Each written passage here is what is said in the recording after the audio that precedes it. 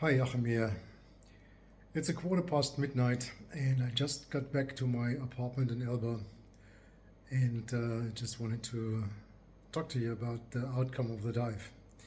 So, um, on my way to Elba, I was actually talking to a good friend of mine, and he was asking me like, okay, preparation, bailout scenarios, etc. And I said, I think I'm prepared for whatever's going to happen. And the funny thing on these dives, or these type of dives, is there's always something behind the corner that's waiting for you to catch you off guard. And so, I mean, it started in the morning. So basically, I wanted to do the dive in the morning because I knew it's about 6 hours. It's about a 6 hour dive. So when we arrived there, the first thing that happened was that there was no buoy. So everybody told me like this buoy is, if you follow the project for a while, this deep water buoy is still there. So there was nothing. So they were like, yeah, it's there, but it's like 10 meters below the surface. It's just like a marker so we don't lose the mooring on the ground. So first things first, I had to go dive there basically to install a rope on this marker buoy to finally get a buoy on the surface where I could tie in my boat. So then I did the final equipment testing and I realized the scooter's not working. So we had a cold, how do you call that in English? Basically a broken soldering connection. So I was like, okay, I need to resolder that. I think 3 hardware stores or hardware shops, no soldering iron, not possible. So in the end, somebody gave me like a cutting torch and a screwdriver. So I finally like soldered it with the red hot screwdriver, and it worked. So when we had this done and I actually had everything on the boat engine didn't work. So I was like, okay, we'll see how this goes. I mean, if it continues like that, it's probably a real nightmare. So, but as this is like my daily job, I managed to get the boat engine running. It's no big deal, basically just bad ground. And so then I finally, at almost 2 o'clock, I managed to get in the water and go down. And so everything was smooth and nice. And then this portion between 80 and 160 is really steep. So it's more like a wall than a slope. And so at 160, there was nothing. It's really muddy, nasty,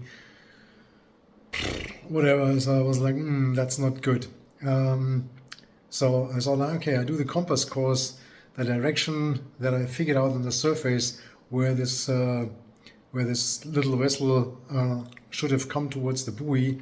And then I realized my compass is not working because the pressure like got it stuck. So that it squeezed it so bad that the needle couldn't move anymore. So, okay, another one. So finally one of these computers has a compass in it. And so I was able to get a bearing and then head it off. And then actually the bottom dropped.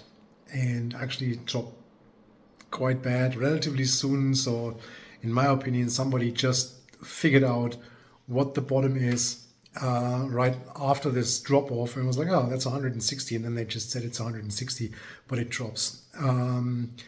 And so when I realized, and then it just slopes down. So I decided as long as my video lights can reach the bottom, I'm just staying at 160 and just like scoot a little bit into blue water. And yeah, that was the first part of the dive. The second part of the dive was the real bad surprise. So I know that I have a cyst in the bone above my teeth. So I don't know if you see that, but I'm missing a couple of teeth in the back. Actually, one of my dogs at some point just gave me a real nice one with a paw, and I lost these 2 teeth. And since that's a little bit of a trouble area. And I recently had some issues there and needed a little operation because there's something going on in the bone. And it didn't bother me on the last couple of dives. But and also on the way down, it hurt a little bit, just like before equalizing. So I was like, whatever. And on the way up from like 140, it started to hurt like crazy, like really bad. It like felt a little bit like if the dentist puts the pliers on the tooth and starts to pull without narcosis. That was the feeling. And I really wasn't sure how to handle it. And then it started to bleed.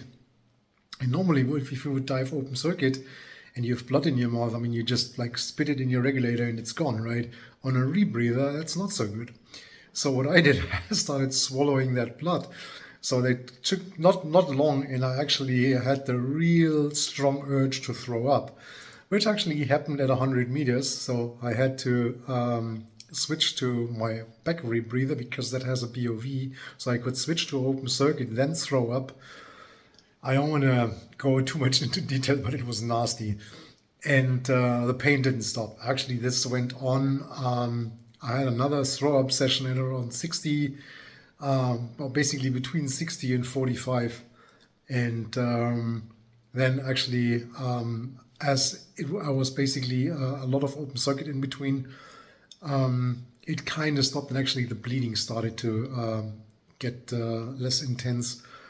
And then the rest of the dive went relatively smooth. But that's something you are not prepared for. And that was the last thing I would have expected, but it made it really unpleasant, so to speak. So it still hurts quite a bit. I actually took a couple of painkillers.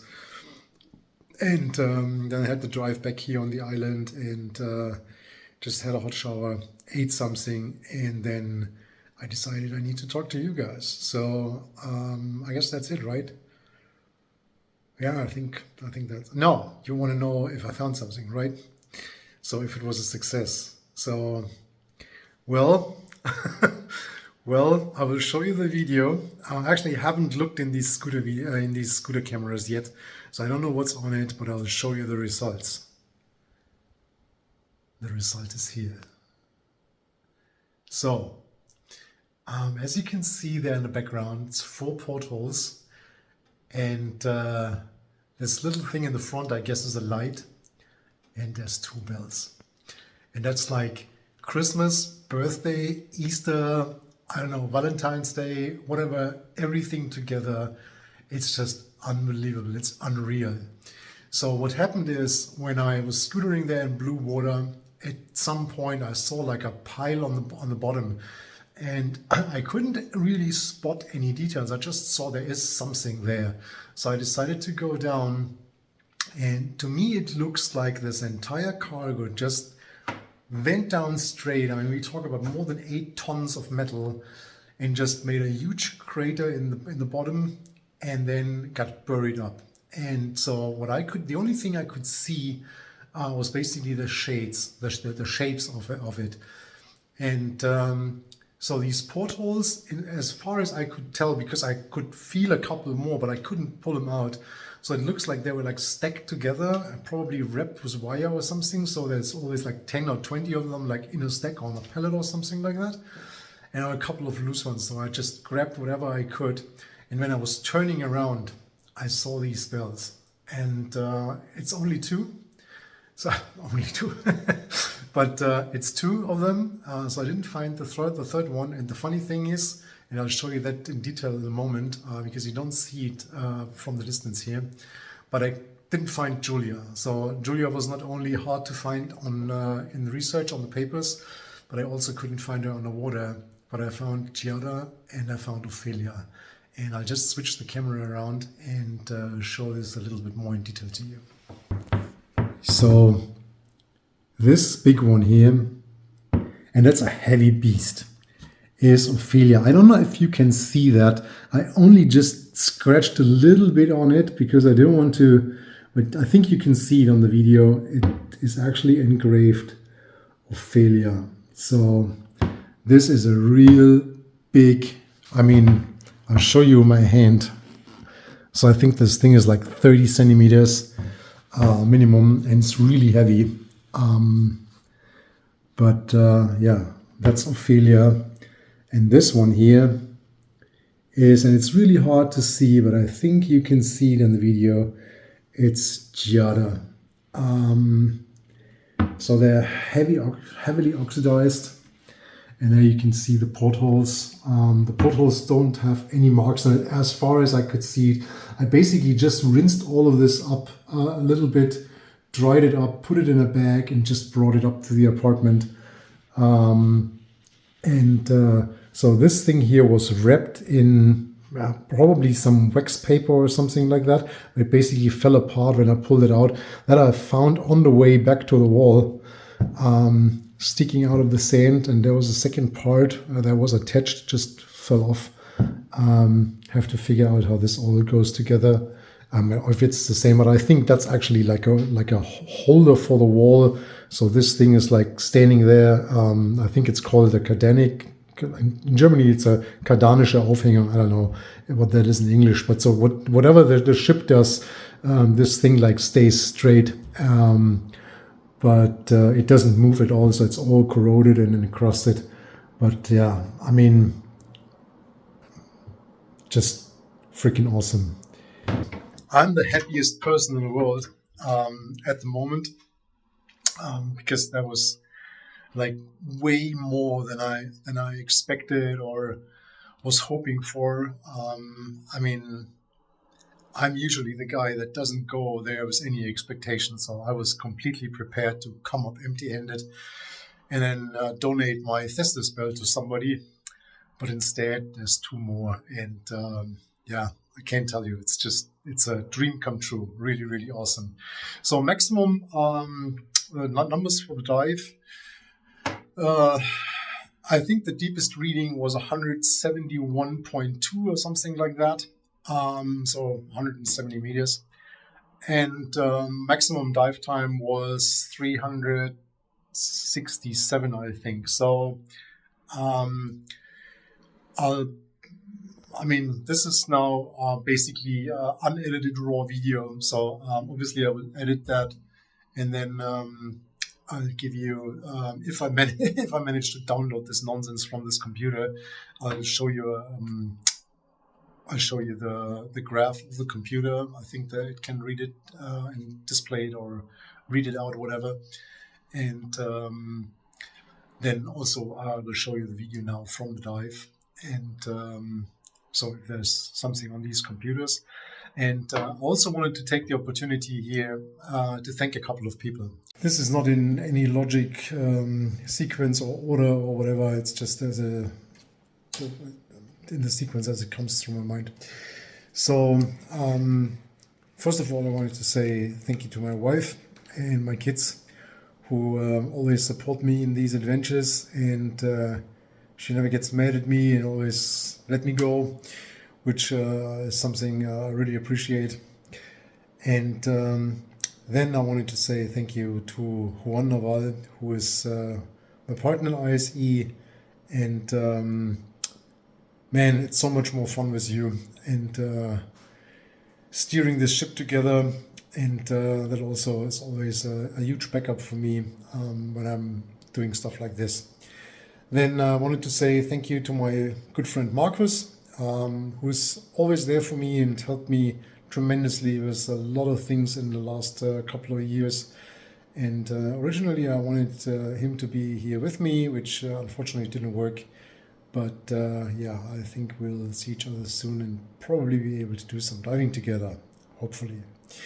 So I'll keep my fingers crossed for that. Then I wanted to say thank you to Orca Torch, who set me up with this incredible lights. And without these video lights on the scooter that worked flawlessly, actually beyond their recommended depth, I wouldn't have seen these beauties. And then, yeah, last but not least, Thomas Winkelmann from Dive Tech, who is always ready to help me when I have some piece of gear missing or I need something really urgently. He's always jumping in and helping me out, which I really, really appreciate. And he also made these amazing camera mounts for me for the scooter.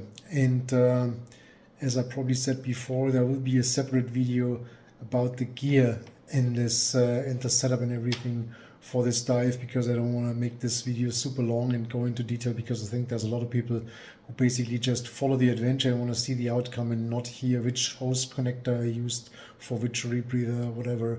So there will be a separate video where I explain a little bit the gear that I used and why I used it and show the setup in detail. So if you want to see that, just wait for the other video.